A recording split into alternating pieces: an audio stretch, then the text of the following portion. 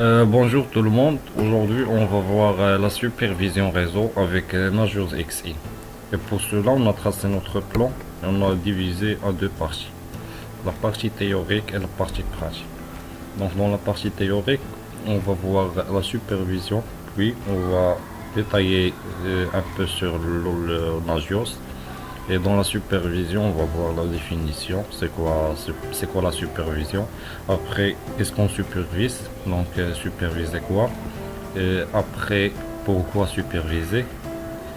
Et en troisième lieu, on a comment superviser, comment ça marche le truc de supervision. Et finalement, pour la supervision, on va voir les modules de supervision. Après, dans Nagios, on va voir en premier lieu son historique, après sa fonctionnalité, comment ça marche, et enfin, on va voir l'architecture de Nagios.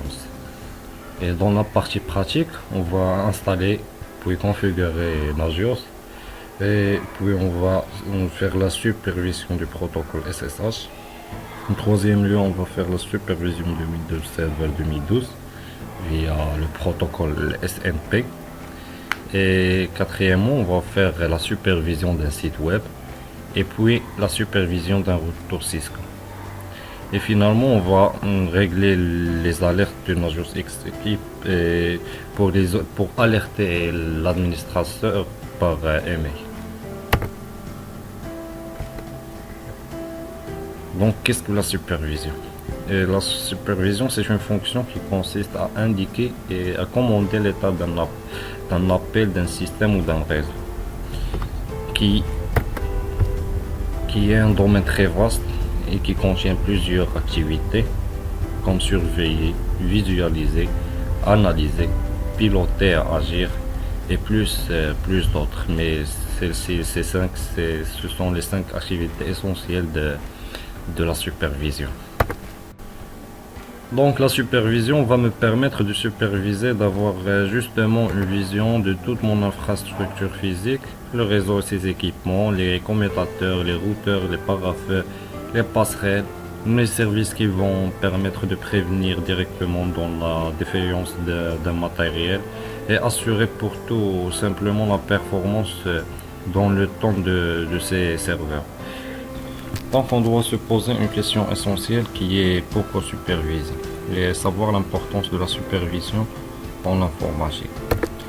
Donc comme vous savez tous, l'informatique est au cœur de tous les instituts, soit publics soit privés, et quel que soit son secteur d'activité.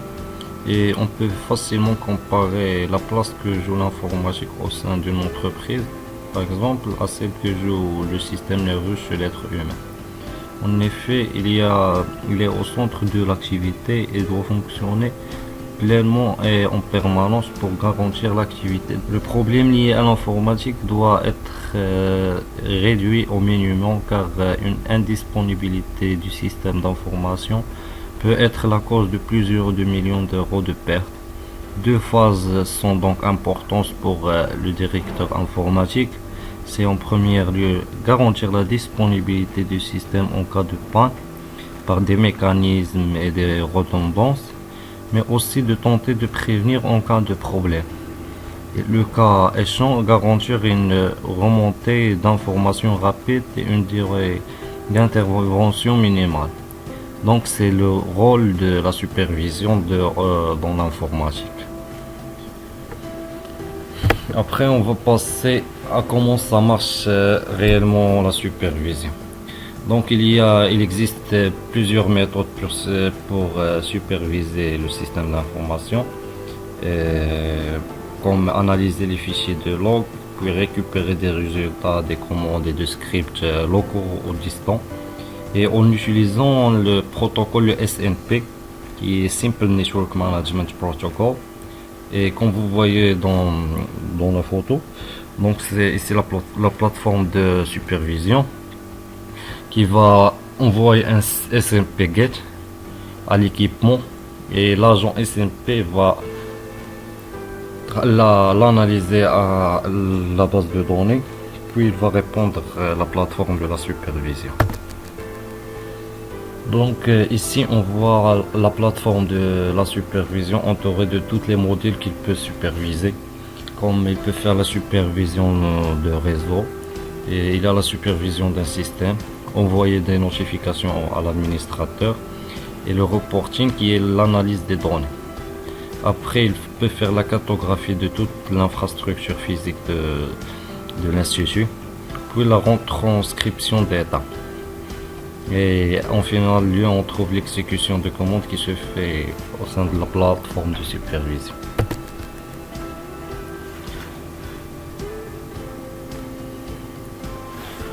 Donc on passe maintenant à l'historique de Nagios. Donc la première version est sortie en mars 1999. Puis on a eu une dernière version de NetSchain qui a changé le nom de NetSchain en Nagios. C'est une entreprise qui a déjà ce nom. Donc ils ont dû changer le nom pour avoir leur bureau. Donc on a une première version de Nagios en mai 2002. Puis la première version stable de Nagios 1.0 aussi en 2002 mais jusqu'en novembre. Et en 2004 février la sortie de Nagios 1.2 qui est la dernière version stable. Et en 2005 on a la sortie de Nagios 2.0. Jusqu'à maintenant on est arrivé à la Nagios XE. Donc maintenant on passe à l'architecture de Nagios. Donc Nagios repose sur un serveur web et un CGI. Il peut intégrer une base de données de type MySQL ou PostgreSQL pour y stocker des informations de supervision. Bien que conseillé, la base de données n'est pas essentielle dans le fonctionnement de Nagios et peut être remplacée par un simple fichier tournant. Mais cette architecture doit être limitée à des petites installations avec un nombre de machines supervisées restreint. Donc l'architecture standard de Nagios peut être représentée de cette manière.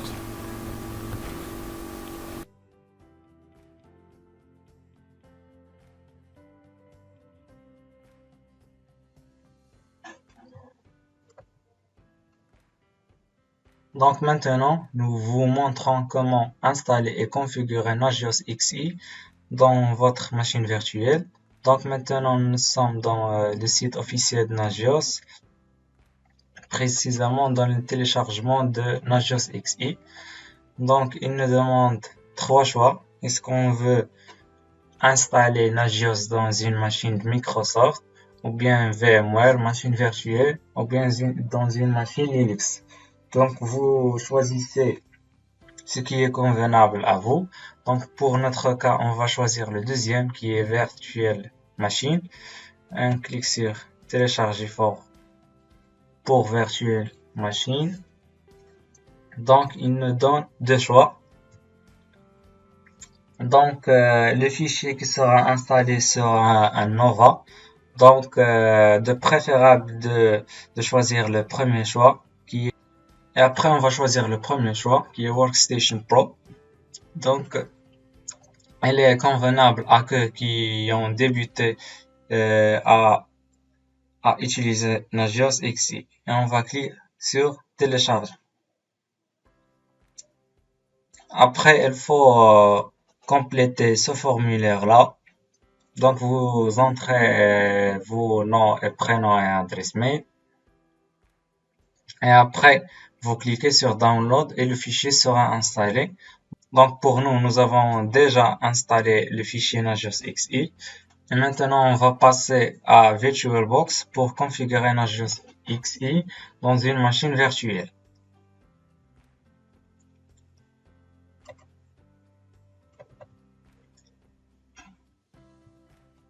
Donc maintenant, on va vers Outils et on va cliquer sur Importer. Après, on va choisir le fichier qu'on a installé de Nagios. Donc, elle est là, elle est de format OVA. On clique sur Ouvrir. Après, il nous donne est-ce qu'on veut changer la configuration. Donc, le nom de la machine. Le serveur Nagios. Après, choisir le système d'exploitation Red Hat, Linux ou Microsoft. Donc, on va laisser Red Hat. Après, est-ce qu'on veut changer la taille de la mémoire vive? Donc, on va laisser par défaut 2 Go. Et après, on clique sur Importer.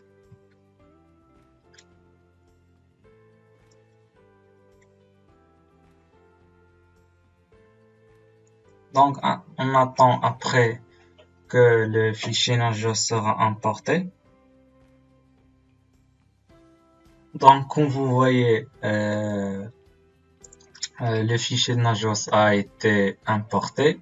Donc, maintenant, donc, vous voyez, on a dans le choix de réseau, on a accès par pont. Donc, pour qu'on puisse travailler sur notre machine Windows. Donc, on clique sur démarrer pour démarrer le serveur Nagios.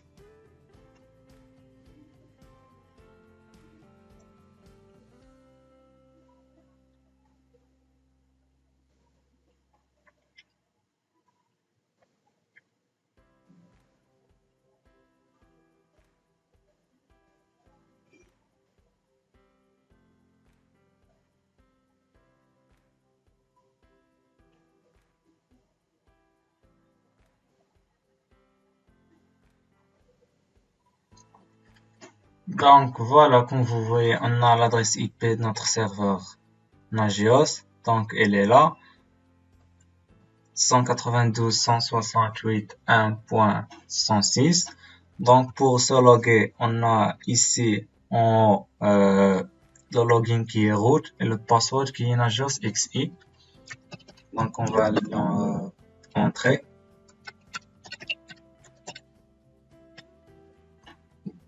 Et après, si on veut changer le password qui est par défaut pour plus de sécurisation, donc on la change grâce à la commande passwd.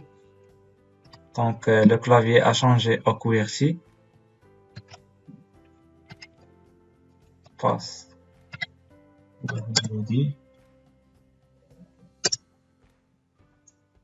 On va entrer un nom à notre mot de passe.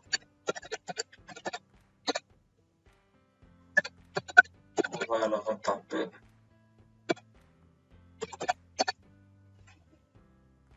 Donc voilà, nous avons changé le mot de passe Nagios. Donc maintenant, on va revenons à notre machine Windows. On va taper l'adresse IP de notre serveur Nagios, qui est 1.106. Donc il nous donne l'interface graphique de Nagios.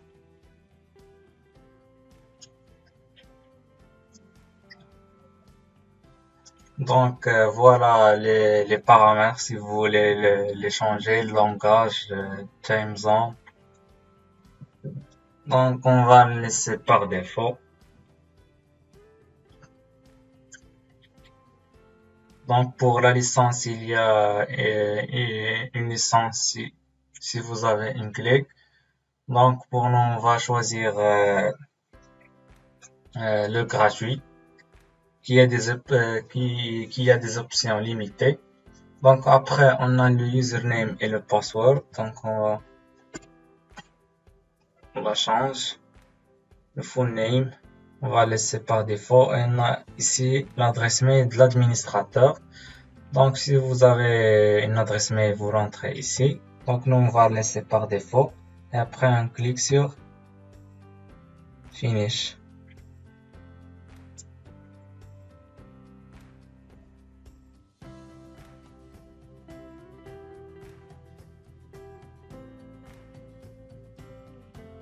Donc voilà le username et le password qu'on a choisi. Après login. Donc on le tape.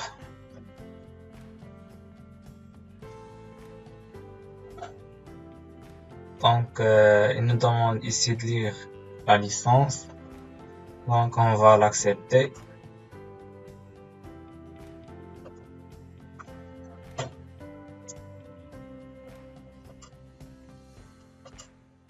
Et donc voilà l'interface graphique de Nagios XI.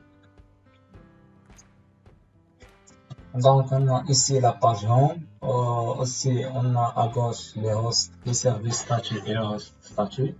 Donc nous on n'a pas encore ajouté des hosts.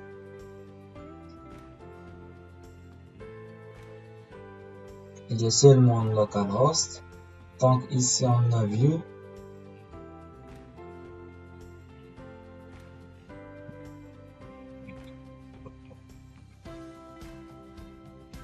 Donc on n'a pas de host, donc 0 host and 0 service. Ici on a le dashboard.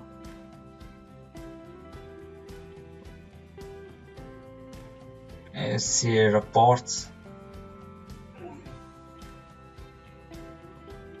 Pour voir les reports. Et aussi on a ici configure pour configurer et ajouter des hosts à superviser.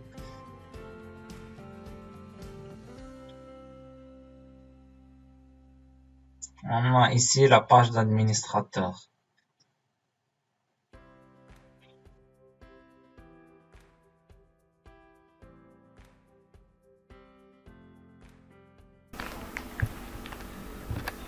Donc maintenant on passe à la partie SSH et pour cela on aura besoin de notre machine Ubuntu.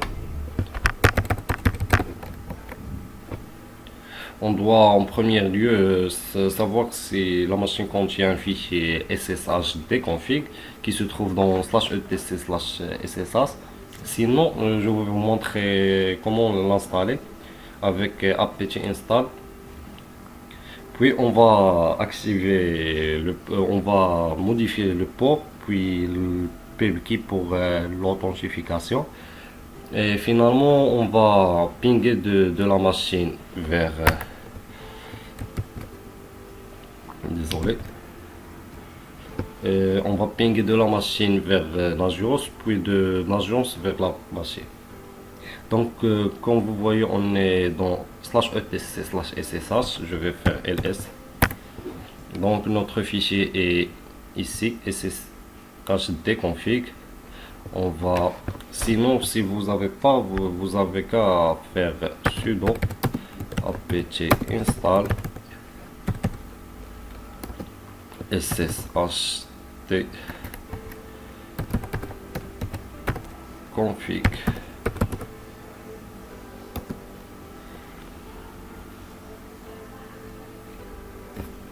Ici, on va choisir soit serveur, soit client. On va normalement faire les deux commandes pour avoir tous les fichiers. Donc, c'est la commande pour installer ces fichiers. Puis, on va faire la même commande, mais ici, on va faire serveur. Donc, puisque j'ai les fichiers, j'ai pas besoin de cette ligne de commande.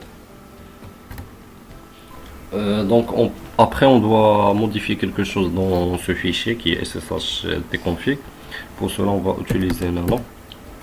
Mais tout d'abord je dois changer les droits de modification chez l'utilisateur dans ce fichier. C'est pour cela on va utiliser la commande chmod.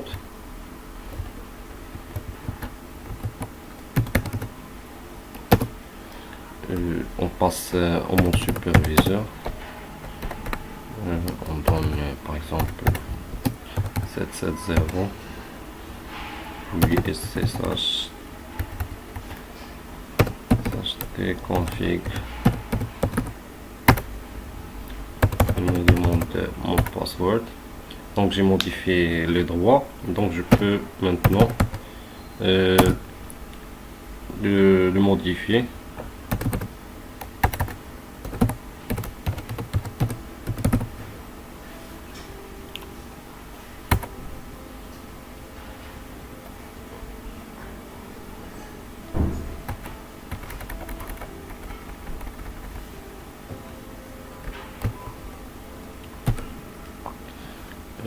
Donc je vais redonner tous les droits à tout le monde.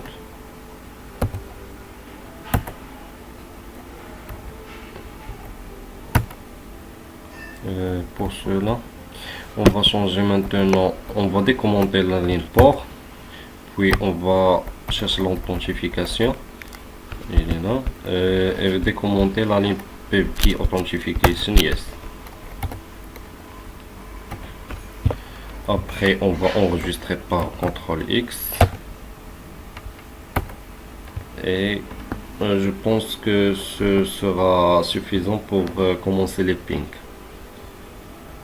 Mais tout d'abord, on doit visualiser le statut de SSH. Pour cela, on va faire système CTL statut SSH. Donc on a le statut qui est actif, donc running, le SSH est en fonction, et donc on peut commencer les pings. Donc je dois s'identifier pour avoir mon terminal sur Nagios pour pouvoir pinguer sur ma machine. Donc je vais pinguer sur ma machine qui a une adresse de 192.168.43.85 et comme vous remarquez, ça ping, et je vais essayer de pinguer de ma machine vers Nagios.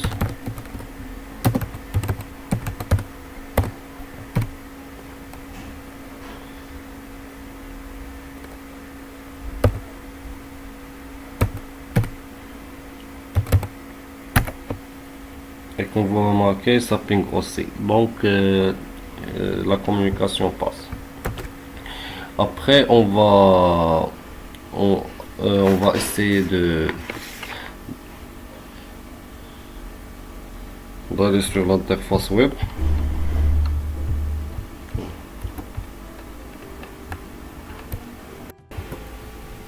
Donc maintenant, on passe sur l'interface web. On va taper l'adresse IP de Nagios.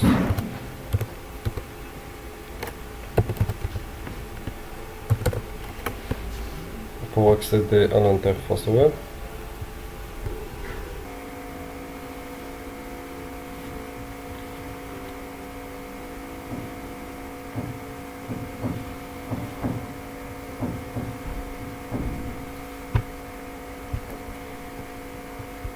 Puis je pars vers surveiller.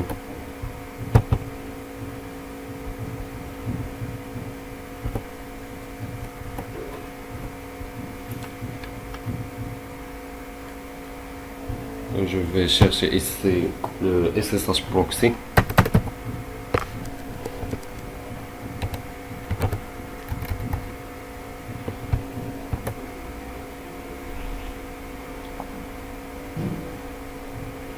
Puis je vais donner l'adresse IP de mon serveur.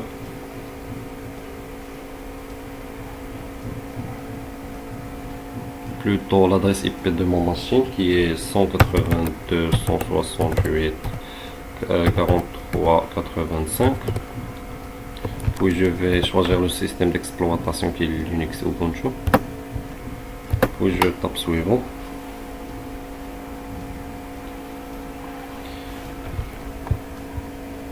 Et donc je peux essayer de donner les commandes SSH à passer à distance. Je peux aussi configurer le temps de surveillance et essayer de surveiller la haute chaque 5 minutes. Donc chaque 5 minutes, Nagios s'assure que tout ça marche bien, et lorsque il y a un problème, il va vérifier 5 fois à chaque minute avant de m'envoyer une notification. Donc je peux faire terminer.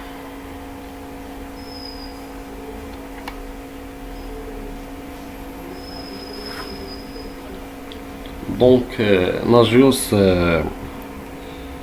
apporte une vue contratisée de l'ensemble du process informatique et du tableau de bord. Ils fournissent des informations instantanément et donnent l'accès à nombreuses informations. Donc on peut voir les détails.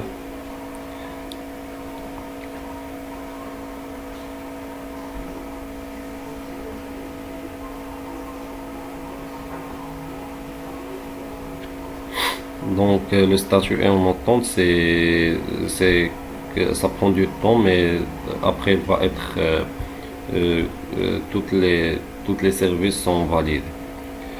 Mais donc comme vous voyez, Nagios donne un meilleur contrôle de notre infrastructure réseau et que donne un affichage riche et varié de données et on peut visualiser des informations utiles et détaillées.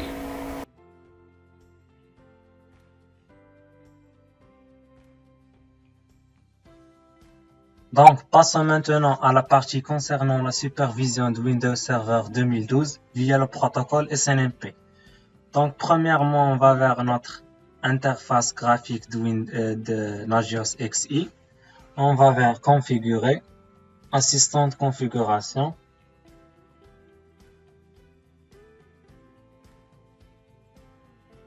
Donc, on va soit chercher ici sur Windows SNMP ou bien cliquer sur Fenêtre. On va trouver SNMP de Windows.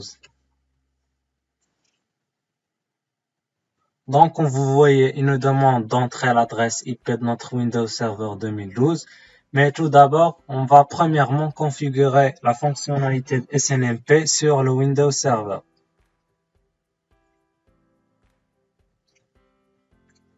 Donc, on va vers les services.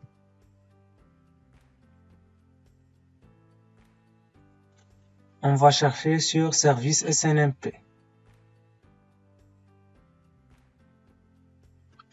Donc, elle est là. On va vers sécurité. Donc, premièrement, on va ajouter une communauté. On va laisser sur lecture seule. On va la nommer Nagios R. On va cliquer sur ajouter. Et deuxièmement, il nous demande est-ce qu'on va accepter les paquets SNMP provenant de n'importe quel hôte, ou bien accepter les paquets SNMP provenant de ces hôtes. Donc, concernant le premier choix, pour moi, c'est un faille de sécurité de laisser n'importe quel hôte de récupérer les données de notre serveur. Donc, c'est pour cela et il faut choisir le deuxième choix qui est accepter les paquets SNMP provenant de ces hôtes. Donc, on a localhost et on va ajouter l'adresse IP de notre Nagios qui est 10.02.34. On va cliquer sur appliquer. Ok, maintenant on va revenir à notre interface Nagios et on va entrer l'adresse IP de notre Windows Server qui est 10.0.2.100. Système d'exploitation, donc pour cette version de Nagios, il n'est pas ici le Windows Server 2012. Donc on va choisir autre. Pour le protocole SNMP, on va le laisser sur la deuxième version. Pour HTTP, on va laisser par défaut 161. La communauté, donc on va insérer notre communauté qu'on va appeler Nagios RO. On va cliquer sur suivant.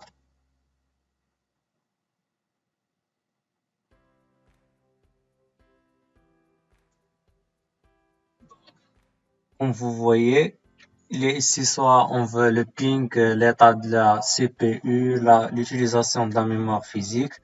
Donc tout ça, on va surveiller. Ici, on a le pourcentage. Donc par défaut, Nagios choisit 80% pour le warning et 90% pour le critique. Donc vous pouvez le changer le pourcentage, le diminuer ou bien l'augmenter. Donc on va le laisser par défaut. Ici, Nagios a détecté les disques durs. Donc, pour notre serveur, il n'y a pas un disque dur D. Donc, il y a seulement le disque C. Donc, comme vous voyez, l'assistant SNMP a détecté 66 services sur notre Windows Server. Donc, ils sont listés à droite. Donc, on a l'Active Directory et ainsi de suite. Donc, vous pouvez choisir les services que vous voulez superviser. Donc, on va choisir seulement les services les plus importants, tels que l'Active Directory Domain Service, aussi le DHCP et le DNS.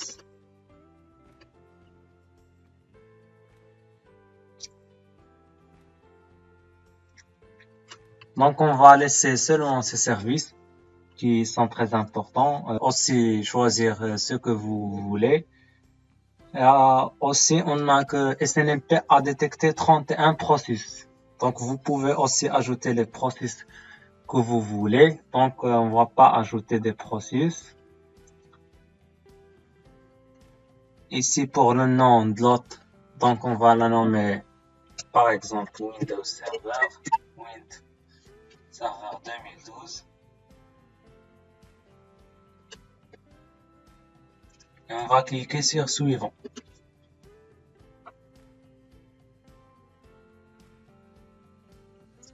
Donc, comme vous voyez, est-ce qu'on veut surveiller l'hôte et les services chaque 5 minutes?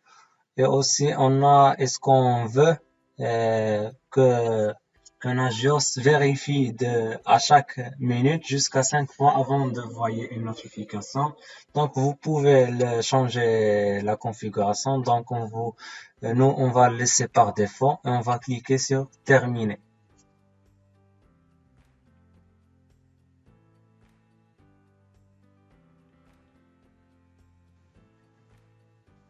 Après, on clique sur Voir détails sur l'état de Windows Server.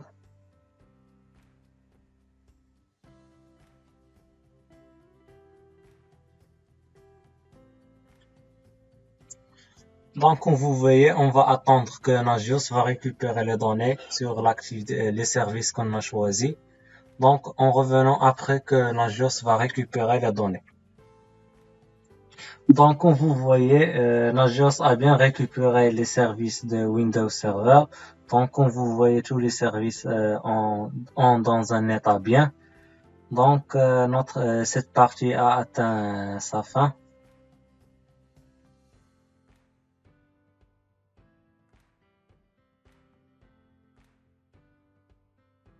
Donc, passons maintenant à la partie concernant la supervision d'un site web. Donc, si vous avez par exemple un site web, donc vous n'allez pas chaque jour entrer à votre site web et vérifier son état. C'est pour cela il vient le rôle de la supervision d'un site web. Donc, il vérifie l'état de votre site. Il vous alerte s'il y a une erreur dans votre site. Donc, on commence premièrement, on va vers configurer assistant de configuration.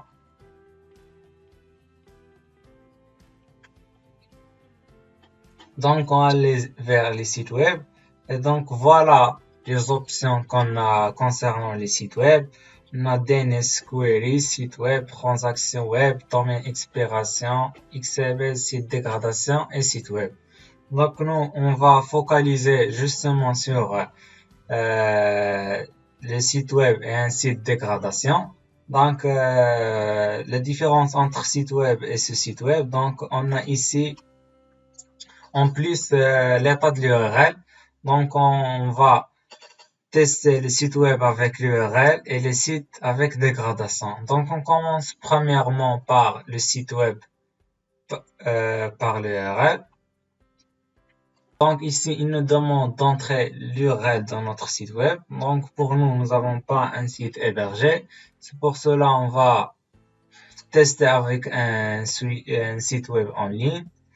Donc voilà un site qui est tombé en panne. Donc on va prendre son URL. On va l'entrer ici.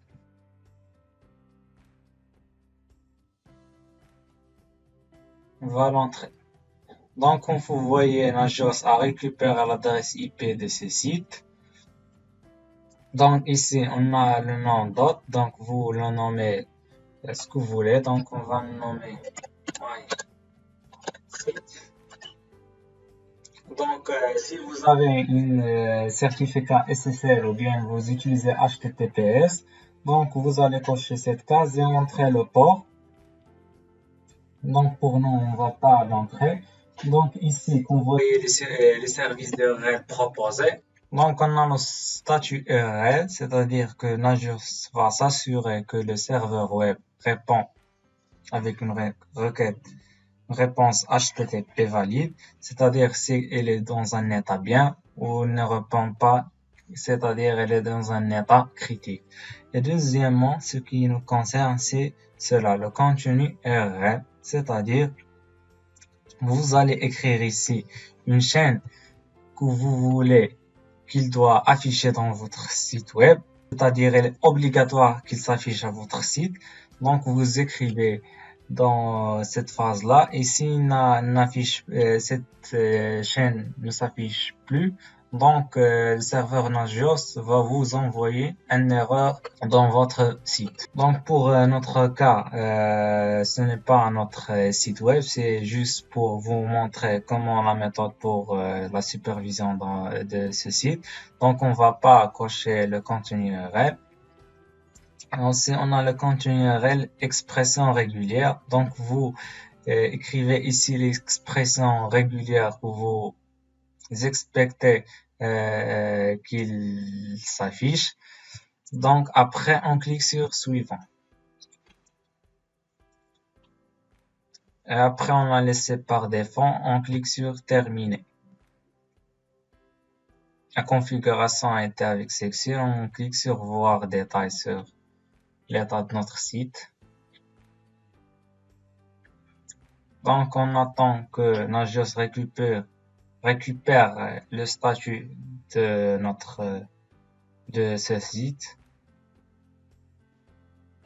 Donc, comme vous voyez, bien sûr, il nous affiche un statut critique car ce site est tombé en panne. Donc, on va maintenant revenons à notre interface Nagios. Donc, on peut schématiser les autres qu'on a dans notre Nagios grâce à Hypercarte. Donc, comme vous voyez, il nous donne ici le statut de notre hôte. Donc, voilà notre site, il est en état critique.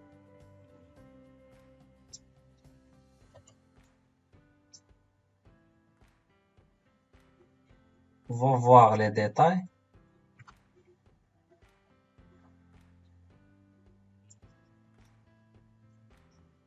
Donc, il est là, le critique, il est tombé en panne. Donc, maintenant, revenons à Nagios pour traiter la deuxième partie qui concerne supervision de site web par dégradation. On va voir la différence entre par dégradation et par URL. Donc, on clique sur le site dégradation. On entre l'URL dans notre site. Pour nous, on va faire juste un exemple. Donc, on va entrer un URL d'un site. Donc, comme vous voyez, il récupère l'adresse IP. Donc, vous pouvez changer le nom d'hôte. Aussi, l'option de SSL HTTPS, si vous l'appliquez. Donc, voilà ce qui est important pour nous. Donc, les services de surveillance de la dégradation. Donc, ici, comme vous voyez, Nagios va faire un coup d'œil à votre site.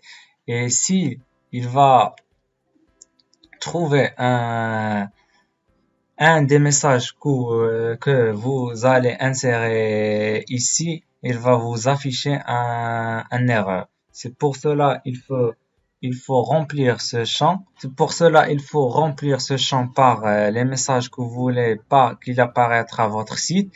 Et s'ils ont apparaître, il vous envoie un message comme quoi que votre site a été affiché des listes chaînées. Donc vous pouvez écrire comme le warning ou bien l'erreur 404 ou bien une erreur de base de données MySQL. Donc vous pouvez écrire des mots-clés ou bien toute la phrase. Donc aussi il faut séparer chaque liste chaînée par l'autre avec une nouvelle ligne. Donc, vous pouvez aussi ajouter quelque chose. Donc, après qu'on ajoute les listes chaînées qu'on ne peut pas, qu'on ne veut pas qui sont affichés dans notre site, on clique sur suivant. Après, on clique sur terminer.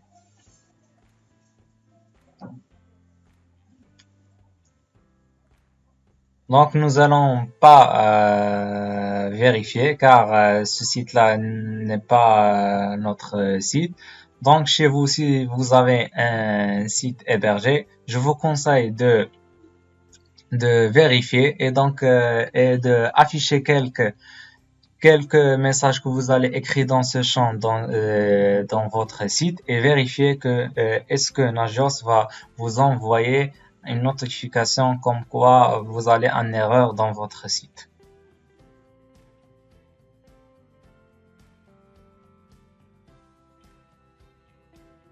Donc maintenant, on passe à la supervision d'un routeur, plus précisément un routeur Cisco. Comme vous voyez la maquette qu'on va travailler dessus, un routeur au milieu, deux switches des deux côtés connectés à l'interface 00 et 01 et deux machines en chaque réseau. Pour cela, on va sur l'interface web, on va sur configurer. Oui, maintenant c'est commencer à surveiller. On va chercher commutateur réseau routeur ici. Et donc maintenant il nous demande l'adresse IP. Mais tout d'abord on passe à configurer le routeur et lui donner une adresse IP pour le superviser. Donc maintenant on passe à la configuration du protocole SMP sur le routeur. On a lié le routeur avec un câble série, un routeur Cisco, à l'interface console. Et on passe au mode administrateur. Puis on tape SNMP serveur. Tout d'abord on doit passer à la config.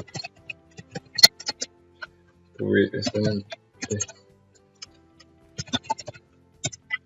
Pour le nom de comité, on va l'appeler par exemple Nagios. Alors, il nous demande est-ce qu'on le veut read only ou read and write. On va choisir read only. Désolé.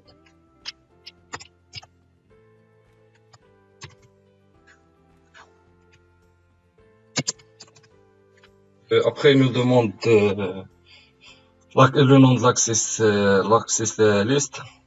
On va l'appeler par exemple access list, tout simplement.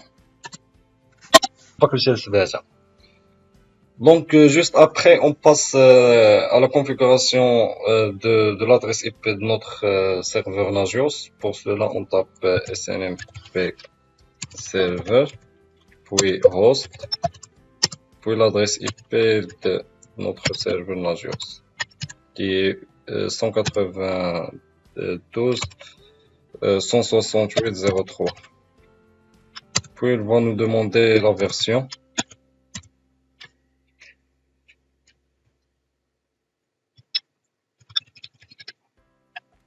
On va choisir la deuxième version. Donc on tape 2C.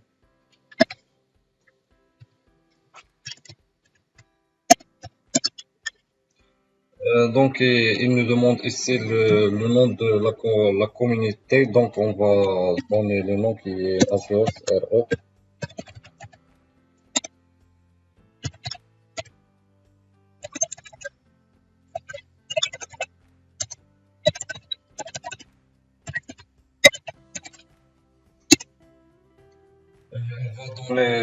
On va créer une access list.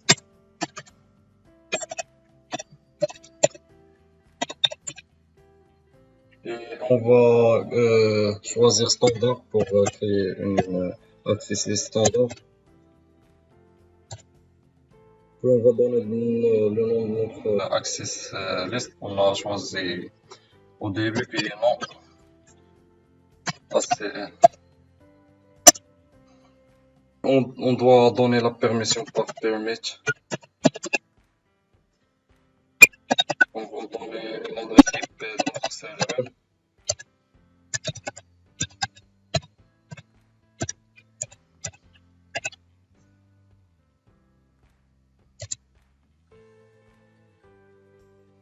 Et comme ça, on a fini notre configuration.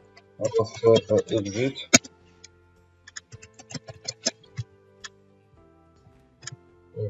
On va donner l'adresse IP de l'interface qu'on veut superviser, qui est 192.0.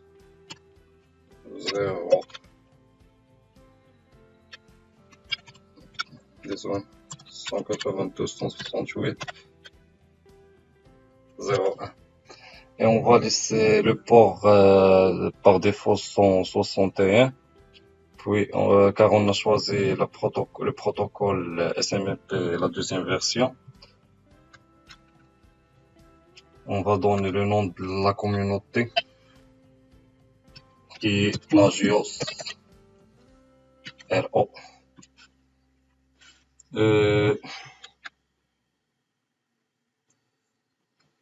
On va, à la demande de la surveillance, on va choisir le numéro de port.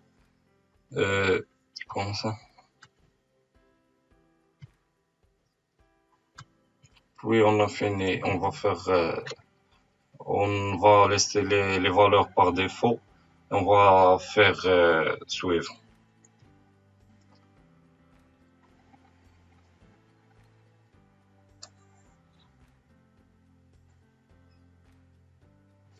Donc on a ici toutes les ports, mais puisqu'on est intéressé juste Fast Ethernet 0 et Fast Ethernet 1, on va laisser juste ces deux ports et on va enlever les autres.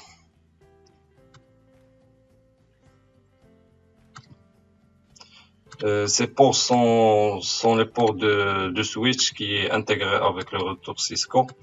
Et puisqu'ils sont vides et on ne va pas les utiliser, il est préférable de les enlever.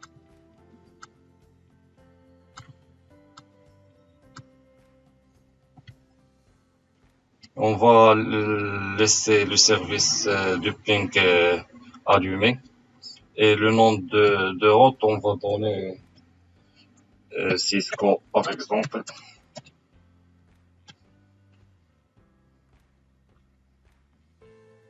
On fait suivant.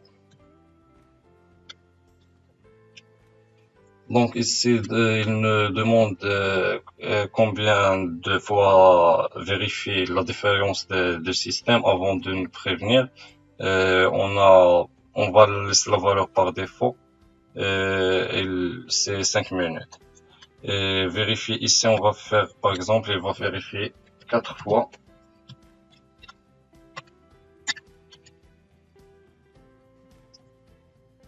Non, par exemple, 4, il va vérifier chaque 5 minutes. Jusqu'à 4 fois avant d'envoyer une notification et de nous prévenir.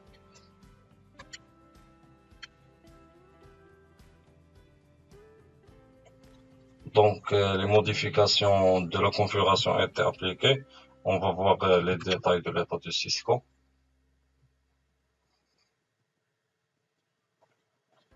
On attend le statut qui s'affiche.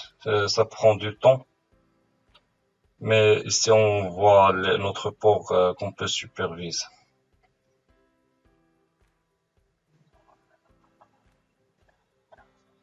Donc, on continue après que l'état de service est affiché, les statuts sont récupérés.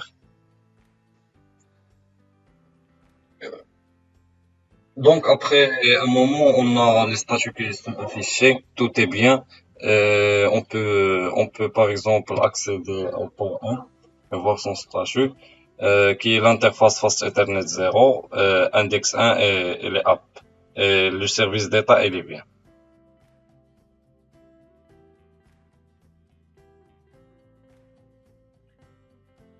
Donc, passons maintenant à la partie concernant la configuration pour recevoir des alertes de notification par mail. Donc, premièrement, on va vers notre interface de Nagios. On va vers Nagios Admin.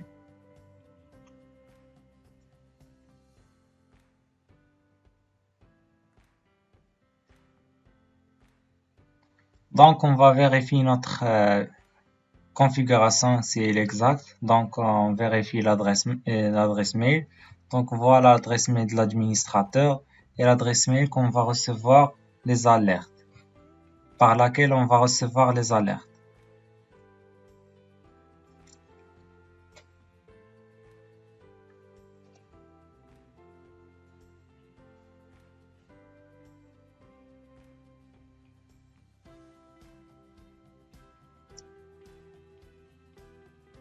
Donc, on vérifie bien notre configuration, on vérifie notre adresse mail. Donc, voilà l'adresse mail de l'administrateur, l'adresse mail par laquelle on va recevoir des alertes de notification. Donc, après que la configuration est bien, donc on clique sur mise à jour des paramètres. Donc, moi déjà, j'ai configuré l'adresse mail. Donc, après, on va vers préférences notification.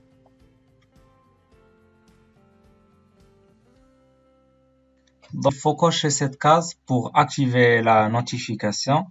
Donc, et après, on a deux types de recevoir les notifications. On a soit par mail, soit par SMS. Donc, par SMS, c'est un service payant. Donc, il faut un équipement, il faut payer un service qui s'appelle SMS Gateway pour appliquer les alertes par SMS. Donc, nous, on va travailler juste pour les adresses mail. On a aussi ici les périodes. Donc, les périodes où vous allez recevoir des alertes. Donc, vous voyez ici, il y a 24 sur 24, 7 sur 7. Donc, on va les laisser. On va vers l'email. Et ici, on va préciser ce que on veut recevoir. Donc, chez vous, il est préférable de ne pas choisir toutes les options car vous ne supportez pas qu'à chaque minute, vous allez recevoir des notifications. Donc, c'est pour cela, il faut choisir juste l'important pour vous, tel que l'accusé d'accueil et aussi la récupération d'accueil, aussi host down, accueillir bas, aussi les services critical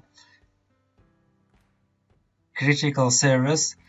Donc, pour notre test, on va choisir toutes les options pour vous montrer comment recevoir les notifications.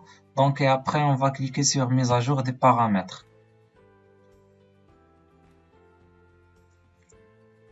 Après, on va vers méthode notification. Donc, vous allez soit recevoir des alertes par email ou bien recevoir des courriels en texte brut seulement. Donc, vous allez choisir ce que vous voulez. Donc, pour nous, on va choisir tous les deux. Donc, et après, on clique sur mise à jour des paramètres. Après, on a le message de notification.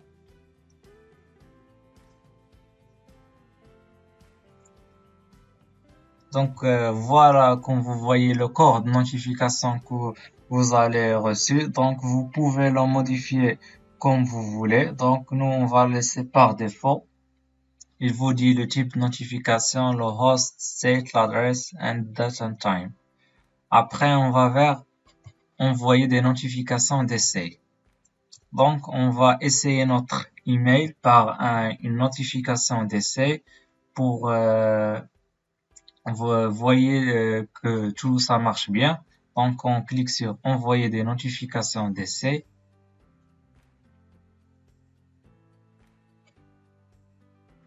Donc, la notification a été envoyée à notre adresse mail. Donc, on va la vérifier.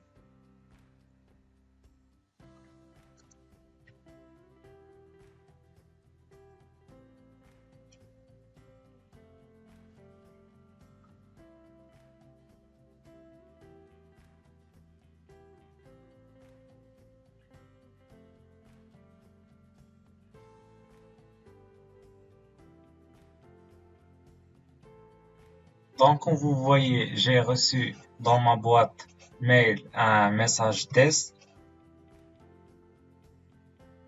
Donc, comme vous voyez, il s'agit d'une notification par courrier électronique de test à partir de Nagios XI.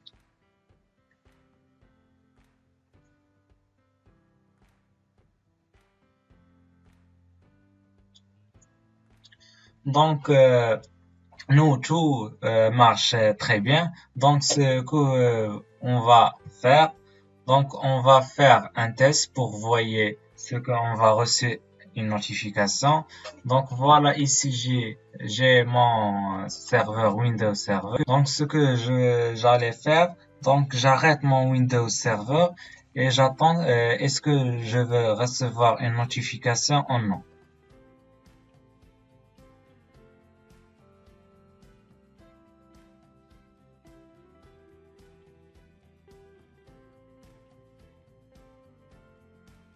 Donc, comme vous voyez, voilà ici mon Windows Server. Donc, tout va marcher bien. Donc, ce qu'on va faire, donc, on va l'arrêter. Et on va voir ce qui va être dans un peu de temps.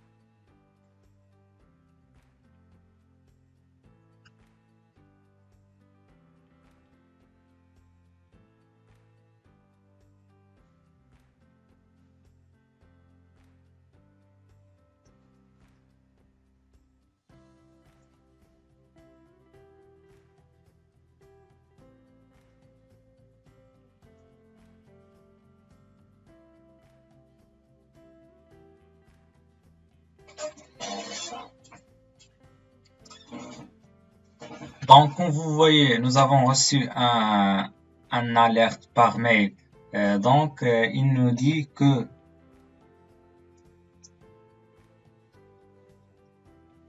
le host Windows Server 2012 is down. Donc, il est tombé en panne. Donc, le type de notification, on a flapping start. Donc, le host Windows Server 2012 state down. Donc, il est arrêté. Donc, voilà son adresse.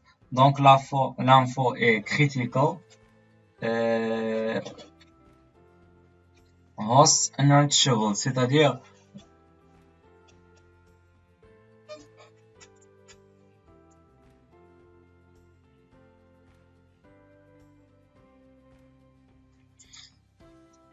on a host unreachable, c'est-à-dire le host devenir injoignable.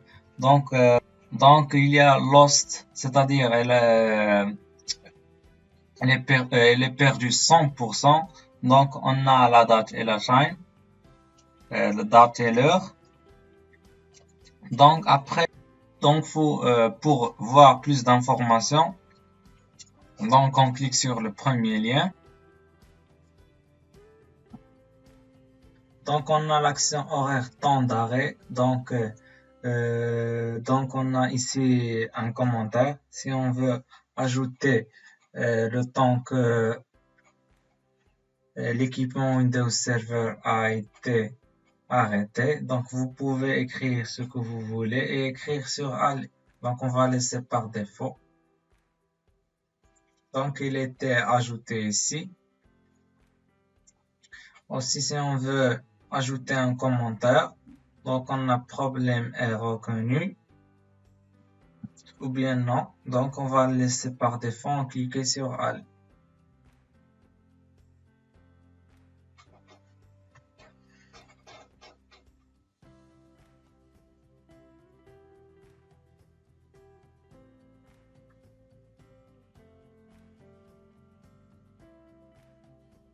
Donc après on va revenir à notre Nagios, interface Nagios.